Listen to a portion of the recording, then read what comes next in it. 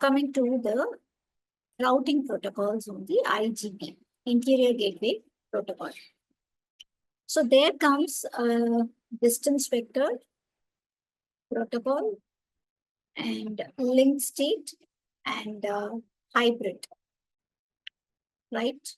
What is hybrid routing protocol? Okay, first we'll go with distance vector.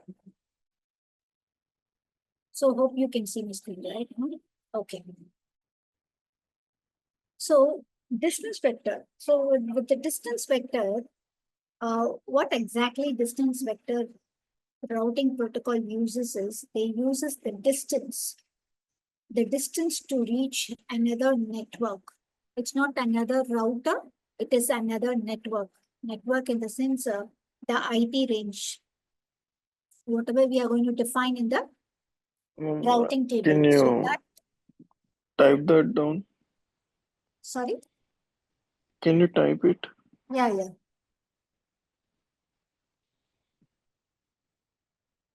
So first is distance vector protocol. Distance vector.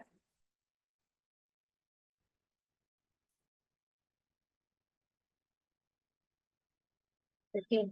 So here, this routing protocols are going to use distance. Okay, distance as a metric to reach the network. Okay, so distance is nothing but distance as a metric. So metric, yesterday we were discussing about metric, right? So what is metric? So metric is nothing but a unit. A metric is nothing but a unit to measure the routing protocols trustworthiness. So sorry, not trustworthiness. To calculate the best part. Trustworthiness is for a administrative distance. So metric is a unit to measure routing protocols best path calculation. So how a routing protocol is... You're saying so fastly, I'm unable to write. Sorry? Or else can you type? Like Okay. I'm unable to write. You're telling so fastly. So what is metric? Yeah, metric is one. Metric is a unit to measure. Okay, it's a unit to measure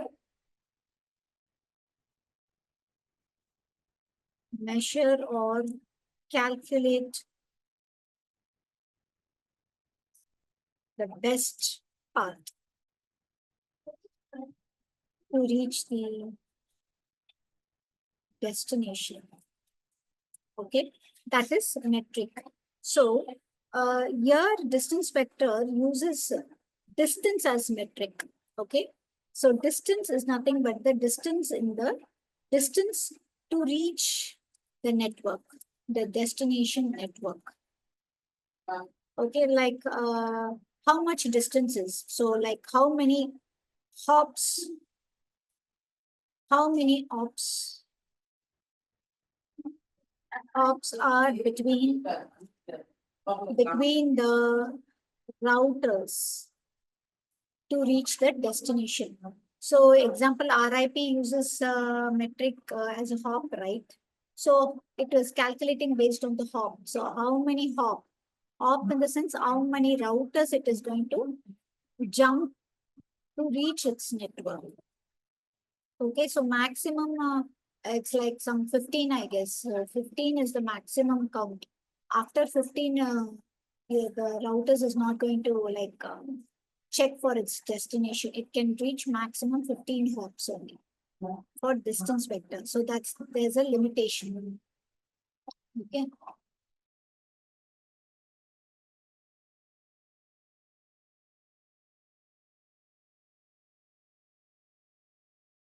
And vector. What is vector? Here, vector is nothing but the interface. Okay, vector is nothing but the interface or the direction to reach the network. direction to reach the network, which interface I need to exit, or which direction the packets needs to be routed.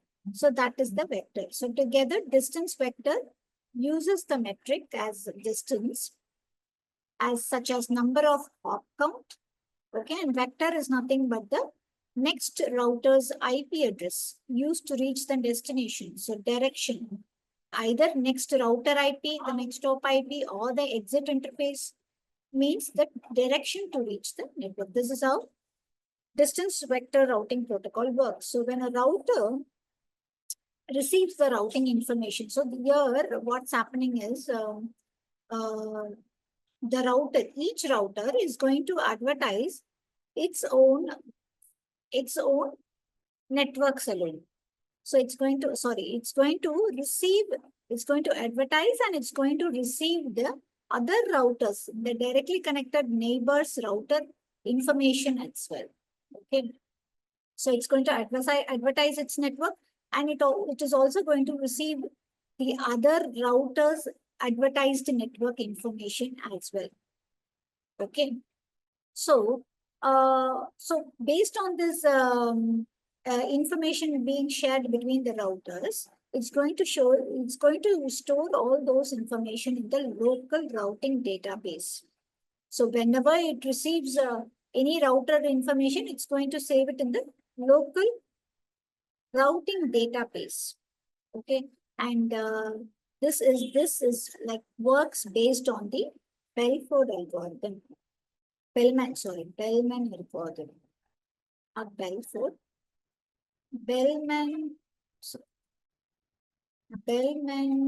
algorithm.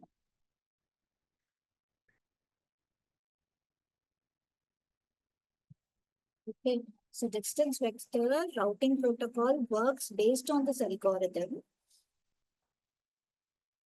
So this algorithm works in such a way that it advertises and receives all the routing information, and all the routing information are being stored in the local routing database.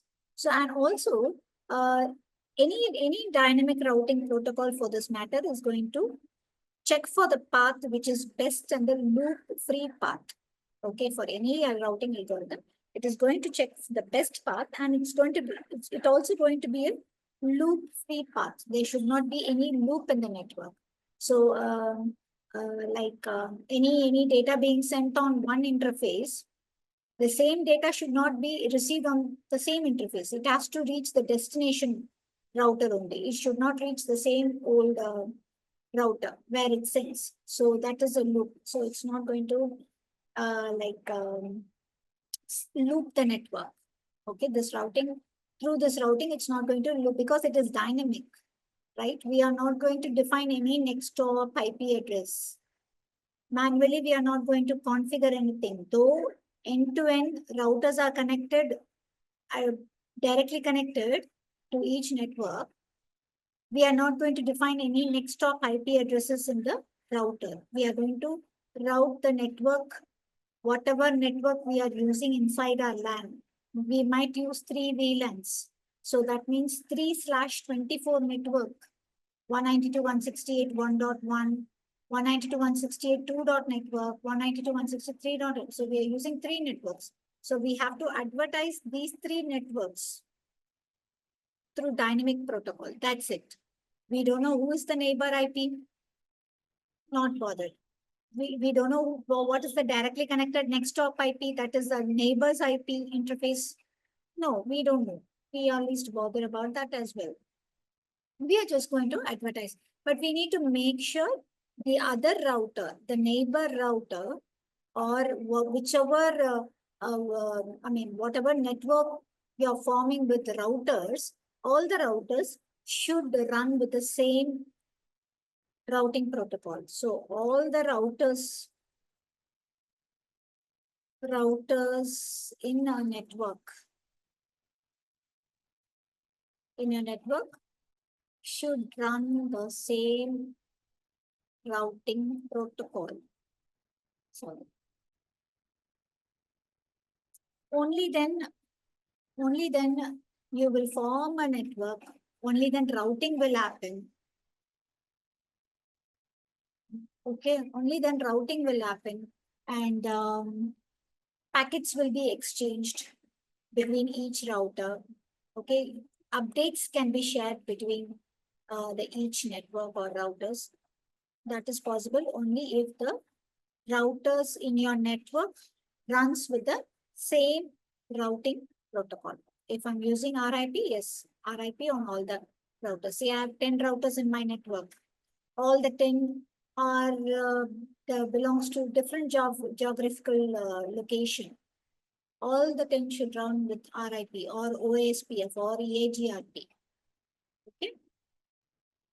So yes, so that is on the routing protocol, how we have to configure. But routers running on distance vector protocol, it's going to advertise, like I said, it's going to advertise the routing information to their neighbors. Okay, from their own networks only. Whatever networks they have, they are going to advertise it. Okay. And therefore, they are going to receive the other routers information as well, routing information as well. So these exchange are going to happen in a periodic manner. What's happened is, so every time when the router is going to give an update to the neighbor or getting an update from the neighbor, every time the entire information about the routing is getting updated in the local routing database. So full information, say I have 5 networks.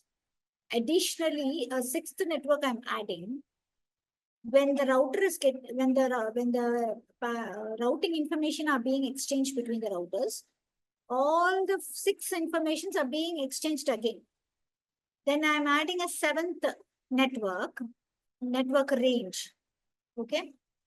Then what's happening is, not only the specific 7th network is getting advertised, entire 7 networks is getting advertised again and again. So every time the whole routing information are being shared by each other. Therefore, what's happening is, due to which like the routing database, the exchange packets are huge. But there is one advantage of the distance vector is it uses very less CPU memory. Okay, it's not going to process anything much. So it's very minimal. It's going to consume only very less CPU and memory. And the load on the routers is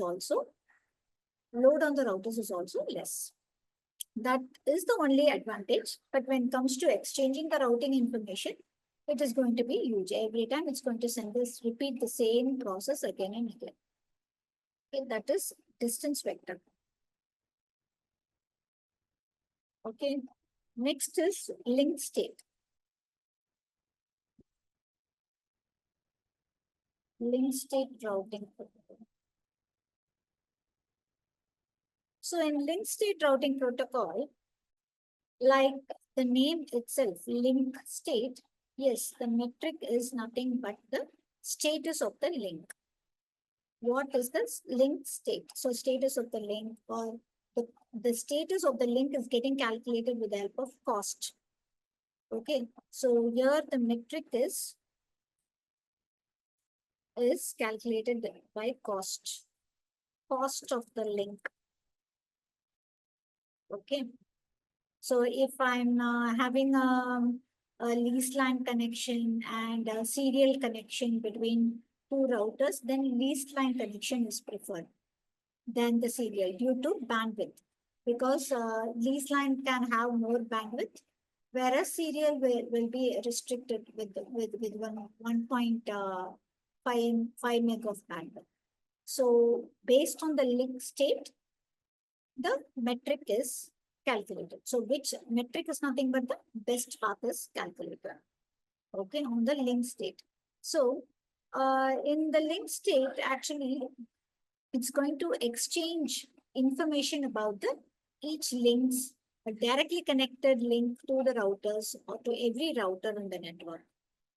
Okay, so what are the links that are getting directly connected? So each router is going to share information about their links as well. Apart from the routing of the networks, IP ranges they have, they are going to share the link state as well, about the link state of the directly connected network, or like what to say, each of the links interfaces, what are the link connected? Is it serial link or VLAN link or a point-to-point link?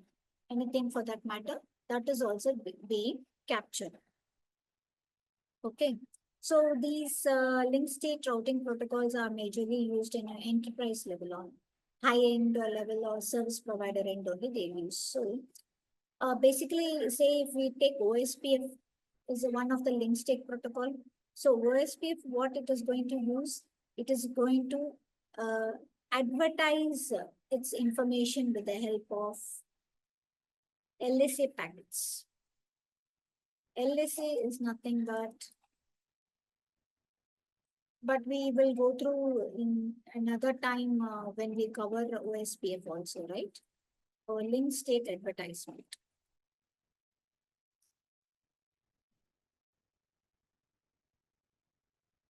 This is LSA packets. So this is LSA. Link state advertisements are going to happen. And what it is going to advertise is link state packets. Okay. Okay, so the advertisement process, we call it as link state, LSA. LSA is going to happen between the routers. And that LSA advertisement, what is actually contained is the link state packet for each advertisement. Okay, it is advertising, okay, so and so networks are behind this router. And these are the link states as well. So that is called a link state packet. So as a router receives an advertisement from a neighbor, again, it shows in the local database, like how distance vector we saw, it's going to store in the local routing database. It is also going to get stored in the local routing database. But here we call that database as LSDB.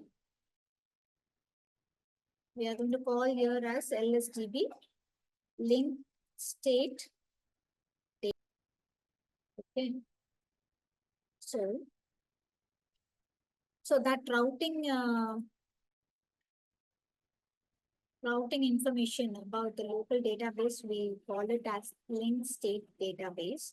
And this advertisement about the link information about each neighbor, directly connected neighbors, exactly what they receive is there maintained in this database.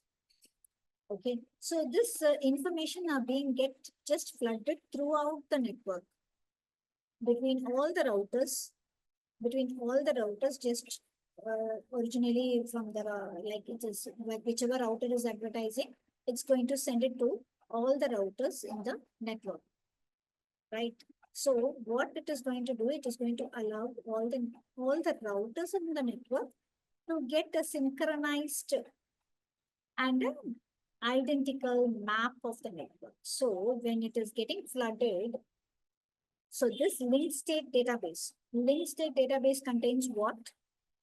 Nothing but the local routing information about the link state, right? About the link state packets, about the network information. These are going to get flooded throughout the network, throughout the routers in your network, wherein all OSPF is running. Okay. And by flooding this information, this is going to form an identical map of network. So it's kind of a topology which is going to form by itself to just let know, okay, this router, this link is up or this link is down. Okay, if this link is down, then what would be the alternative path it should take? So it is going to calculate in that way by forming a network map. Okay. And here the protocol what we use for link state routing is called as, so that means it is going to calculate the best path and a loop-free path, right? So due to so it's going to form a complete map of the network. So what is happening is actually the link state protocol usually require more CPU and memory than the distance vector to run and maintain a network map for all the routers. So it's for that reason it obviously consumes more CPU and memory. But it is very less to find the best path. But it is the best to find the best path. Like not like what to say, distance vector where there's a limitation of maximum 15 hop count, right? But here there is no limitations like that. It can contain any number of routers in the network. Still, it can be able to find a loop-free and best path. Okay. And so this is about link state. Just an overview about link state. In detail, we have many link state advertisement packets, database, LSA1, LSA2, and all. There are many things that comes when you go in depth of OSPF topic that will be explained on that chapter. Okay. Next protocol is enhanced, that is we call it as hybrid routing protocol, right?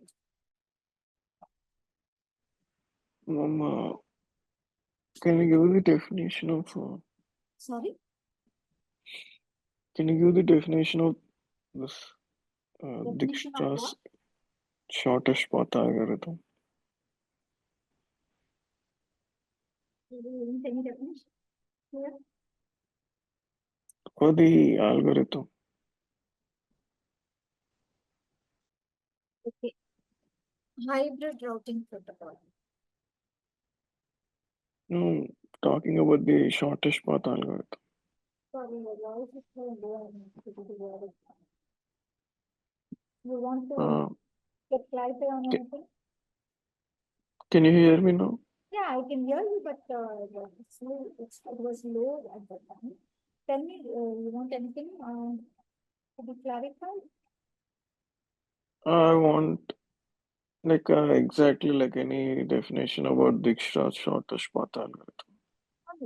Like how distance vector, the combination of distance and direction.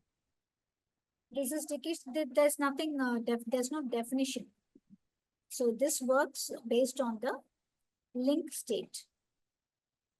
There's no specific so what it does actually is, so every router that runs this algorithm is going to find the shortest path by calculating the link state. That is shortest path is getting calculated from the link state.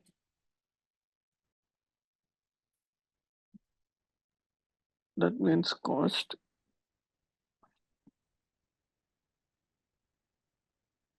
Like link statements cost only, right? Sorry? Link statements cost only, right? Cost, based on the cost. The metric is cost. Okay, Cost okay. of the link. Yeah. Now hybrid routing protocol. So hybrid routing protocol, or we can also call it as enhanced distance vector. Enhanced distance vector. Once again. Okay. So hybrid routing protocol, we also call it as enhanced distance vector. Okay, so that is nothing but a fusion of both distance vector and link state. So together is called as enhanced distance vector, or we can also call it as a dual diffusion algorithm, anything for that matter. Okay, dual routing protocol. Okay, that is it, since it's a combination of both. So what it is going to calculate is, so this is going to calculate the shortest path within the network with some certain with certain metric values that is used in this algorithm. So one is it's going to use bandwidth. Check the bandwidth of the link, delay, reliability, load, okay, and MTU, maximum transmission unit, MTU size for the path calculation. So these are the metrics used to define the shortest path in this hybrid routing protocol. So basically EIGRP will come here. Okay, so it's going to calculate these things. So what is the bandwidth of the link? What is the delay of the link? If the link is reliable, okay, load and MTU size. So if you hit the show interface command, if you check the show interface command in any of the active interfaces, by default, you will get the link states, the value for these parameters of the link. Okay, so maximum for all the link, it will be like default, it will be like same only. But if there's any link issue, if there's any packet drops, or if there can be a lower bandwidth of the link. So based on that, it calculates the best part. So mostly delay, reliability, load and all will be same on the MTU size. Only the bandwidth part only will differ. It is variant.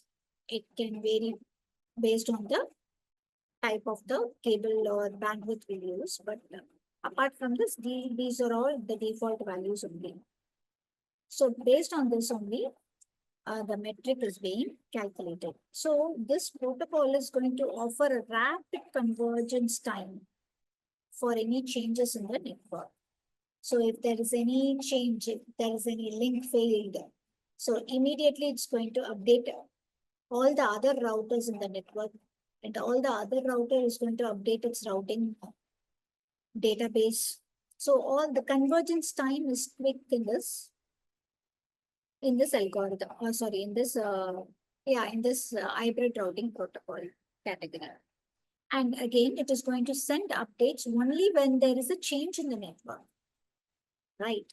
But earlier, what we saw in the distance vector, periodically it is going to update, advertise its own information to all the routers in the network. And it is also going to receive, because the other router is also has to send a update, right? So it is also going to receive all the routers information periodical manner. So every time it's going to keep receiving updates, sending update only. But in EIGRP, what is going to happen is it's going to send update only when there is a change in the network. If there is a link change, okay, I'm using a bandwidth of 2 meg. I'm upgrading the link to 5 meg or 6 meg. Yes, there's a link change happened for a particular router connection. Yes, then it will get updated. Or if some router there's a link that has gone down, then only at that time the routing database is getting updated. So at that time only the advertisements is happening about the network. You know, this network via this interface you cannot reach it. So you should find an alternative path. So it is just sending information that this network is down. So what are the other routers? Say I have 10 routers. One router's LAN interface is down.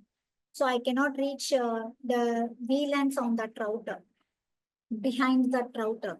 So what the remaining routers is going to see is, okay, to reach this network, this is not the path. It should find another alternative path. So again, it is going to calculate the best path based on the bandwidth and update its routing table. So this is how it's getting updated only when there is a change in the network. And that convergence is also very fast, rapid convergence. And also it is not going to send full routing table updates in the periodic fashion. No, like how distance vector is going to do. No, it's not going to be a periodic full update. First time whenever a network a router comes into a network using EIGRP, it's going to advertise its full information. Whatever networks it has, whatever link it is using, it's going to update its full information only for the first time. Next time onwards, only when there is a change, it's going to update only the changed information. Okay, not the full information. Whatever changes are there in the routing information or on the link, it is going to update only that information. So that's why it's not going to send full routing table updates as well. So in that way, the packets that are being exchanged between the advertisements, during the advertisements, whenever there's an exchange of packets between our routers is going to happen, that is going to be of very minimum size only. Okay, so that is the advantage. And how it is like sending updates between the routers is by sending a hello packet first, initially. So this hello packet information is being sent with the distance vector protocol as well as link state as well. Link state is also in order to form a neighborship, in order to initiate, okay, so I am so-and-so router, I am having this many networks. That is that in order to initiate that information, it's being sent through an hello packet.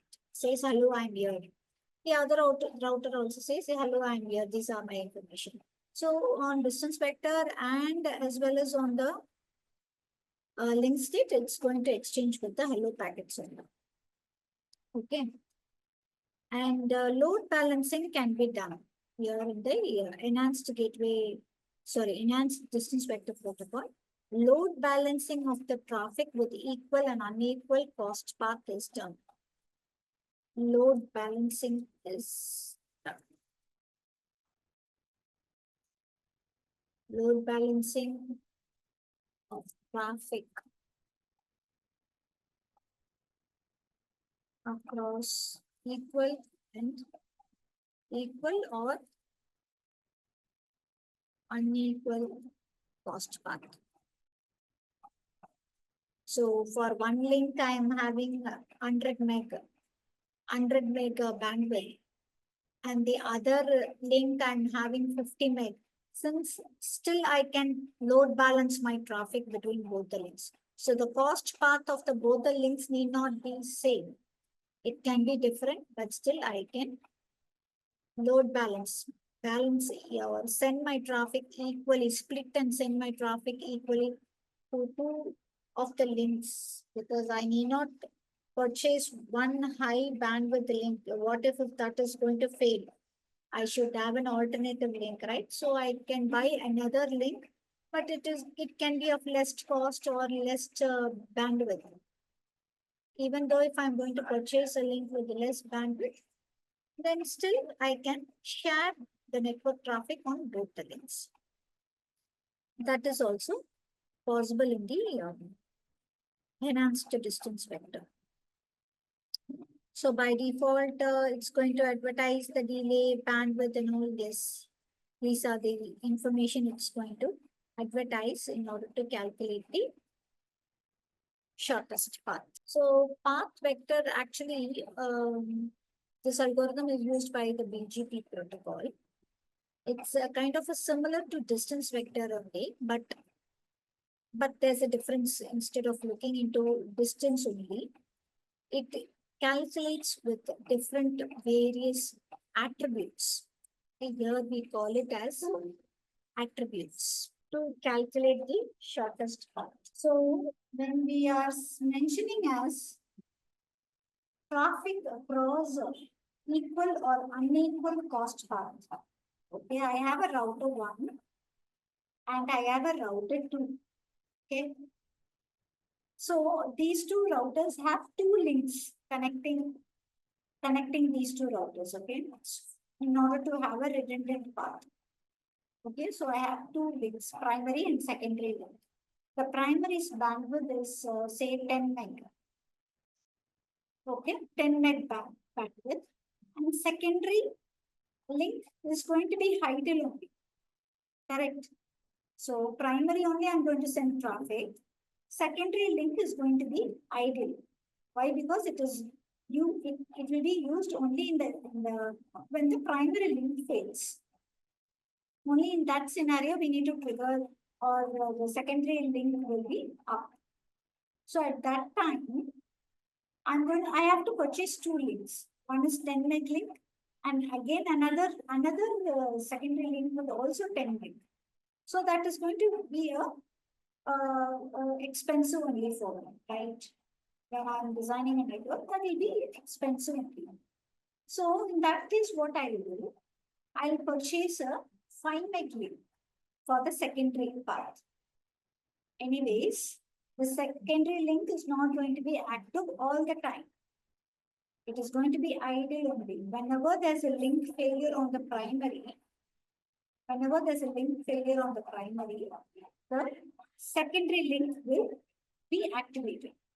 So since anyways the secondary link is going to be idle only, then why I need to spend money and purchase 10 meg link? Instead, I'll reduce the bandwidth to 5 meg, and so that I pay half of the cost only, half of the price only. So that's how the network engineer will plan, or the architect will plan. Okay, I purchased a file, but based on this enhanced distance vector protocol, it is also calculating the bandwidth, delay, reliability, load of the link to calculate the shortest path. So anyways, based on the higher bandwidth only, it is going to send the traffic. So that is considered to be the most preferred link, right? My link with lower bandwidth is least preferred only. Okay, with that point, in order to have my network with full redundancy, I've purchased two links. That is my requirement. Anyways, I have to spend extra money. I have configured another secondary link. But instead of keeping the secondary link idle, I'm going to load balance the network traffic. Anyways, I have secondary link idle. Why can't I send some traffic on the secondary link? Okay, if at all, if my network, my users are sending many traffic, huge traffic, I can at that time, when my primary link is 80% or 90% utilized, I can send few of the network traffic to the secondary link. So at that time, I'm going to do a load balancing. I'm going to do a load balancing in my network. So for that, both the links need not be in the same bandwidth. Same bandwidth means same cost. Okay, it can be unequal as well. One can run in 10 meg, the other can be at 5 meg. So